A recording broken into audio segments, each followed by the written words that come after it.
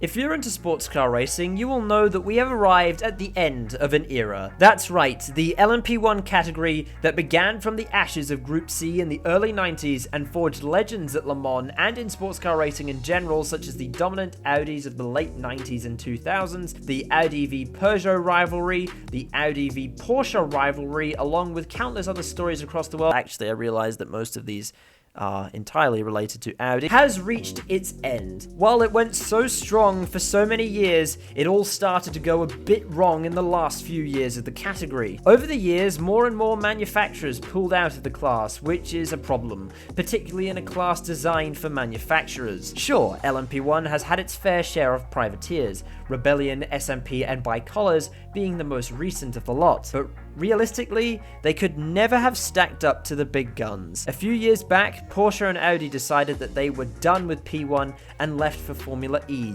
leaving Toyota as the one remaining manufacturer in the category. What followed was, until the WEC started getting genetic copies of Clive Palmer probably to sit in the front seat of the Toyotas, was total Toyota domination, which was about as exciting as you'd expect. As good as the LMP1 formula had been, it was no longer sustainable. The WEC had to get rid of it. So for the 2021 season, the WEC will be introducing the replacement for LMP1, Hypercar. So now to answer the question that you've probably come here for. What is the WEC Hypercar and what will sports car racing look like in the next year and beyond? Well, the Hypercar regs have frequently been described as a return to the GT1 days of the late 1990s.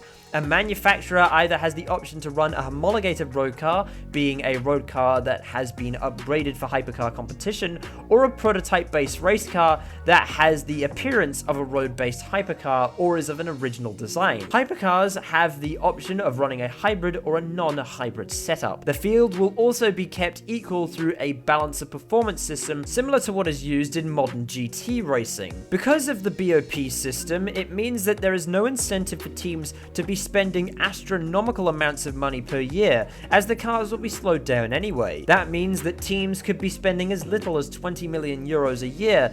That is of course significantly less than the approximately 200 million euros that the big guns of P1 were spending a few years ago. Some pace will be sacrificed. The hypercars will be expected to be 10 seconds slower than the old LMP1 cars around Le Mans. A few manufacturers are already gearing up to enter the formula for the start of the next season and beyond, and a close friend of mine in the racing community is going to tell you all about them. SRA SmokingPuppy841, take it away. They may no longer be allowed to run the all-conquering TS050 hybrid, but Toyota is still sticking around for the hypercar era with a purpose-built prototype, expected to be called the GR Supersport. Details of the car have been kept relatively secret ahead of an official launch in January. With 200 horsepower coming from the hybrid system, the ICE will actually be the least powerful on the entire WEC grid. The car has already been tested at Paul Ricard, and the Japanese giant seems ready to go for a fourth consecutive Le Mans win in 2021. Ambitious US manufacturer Scuderia Cameron Glickenhaus were the first to commit to the hypercar regulations, and the frequent Nürburgring 24 Hours competitor is also the only one to be offering up customer cars. The SCG-007 was originally going to be powered by an Alfa Romeo engine, but rule changes mean that instead it will be a twin-turbo V8 made by Pippo Motors. Long-time entrant Colin Colas and the Bicolors racing team effort are also returning, with the PMC Project LMH. The PMC, which is also going to have a road and track day editions,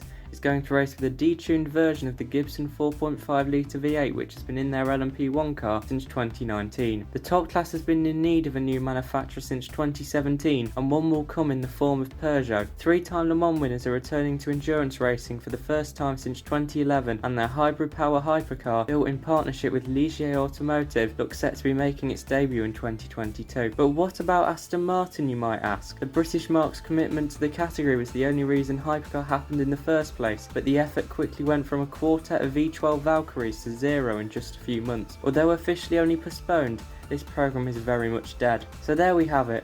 4 hypercars with 4 very different stories, and hopefully more on the way. Thank you very much, Smoking Puppy. So this all sounds pretty good, But I think it's time to look at some of the positives and some of the negatives of the new formula. The first and most obvious upside seems to be a renewed manufacturer interest in top-level endurance racing, and it looks like the new hypercar regs are not only skewed towards the giants of the automotive industry, it appears it might also create a level playing field for the little guy as well. Another benefit, in theory, should be the reduction in cost, which is always a good thing. It means that big manufacturers can't simply throw money at the problem, and if it does well in its first couple of years, more manufacturers will be enticed to join up, looking at you, Mercedes, Bugatti, and anyone else who has a road-going hypercar on the way. There are some downsides though. Many have argued that hypercar will sort of make GTE kind of redundant, as we'll have two road-based, if you can even call it that, categories, racing in the same series. Yes, that may be true, but GTE is, how do I put this? Probably bound for a better place. The other issue that I can see with this is a problem that WEC has kind of created of their own design, and it's called LMDH. Allow me to explain. In 2021, the top class of prototype racing in the WEC will consist of the hypercars as well as the grandfathered LMP1 cars. The old P1 cars will be eligible until the end of 2021 and will have their performance adjusted to match the hypercars. The only team that will be doing this as of right now will be Signatek Alpine, running an old Rebellion R13. However, in 2022, the LMP1 cars will be ditched entirely, and the IMSA WeatherTech Sportscar Championship will be introducing the replacement for DPI, known as LMDH, into their championship, which will also be eligible for the WEC, as hypercars will also be eligible for IMSA. For those of you that don't know, DPI cars are based on an LMP2 chassis, but have styling cues of the manufacturer running the car. LMDH will more or less be the same idea,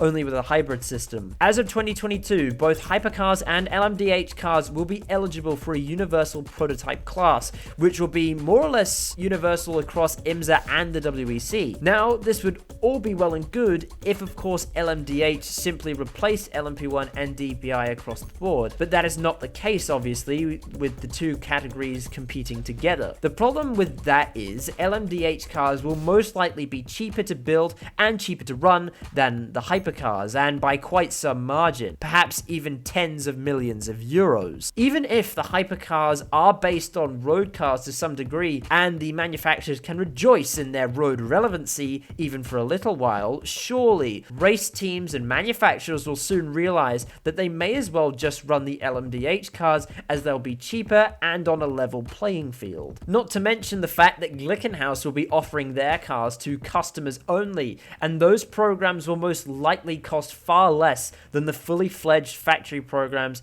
and surely the big race teams will be sick of paying for the hypercars given the other options, even if they are a lot cheaper than the old P1 cars. This could turn out to be quite a significant problem, which could see the hypercar formula phased out entirely in favor of LMDH. However, if the hypercar category survives and somehow manages to coexist with the LMDH cars and the manufacturers and teams don't get sick of paying for them, then it could be a very, very cool category, and it could mean a return to the GT1 days of old that many fans are nostalgic about. Before we wrap up today, I'd like to thank SRA SmokingPuppy841 for joining us today, and I'll give him a chance to plug some of his stuff. Thanks for having me on, Jack. If you'd like to follow me on anything, my @ on Twitter is SmokingPuppy841, and my Instagram is SRA_SmokingPuppy841. And that's it. What do you think of the hypercars? Do you think it'll be a success or a catastrophic failure? Did you learn something today? Comment below. I do actually read them all, so you may as well say something, and I will most likely respond to you. All the socials are in the description below, including the TSR Instagram, Twitter, and Discord server, as well as my own personal Twitter. Please go check those links out if you haven't already done so. Anyway, like, subscribe, and I'll see you next time. Goodbye.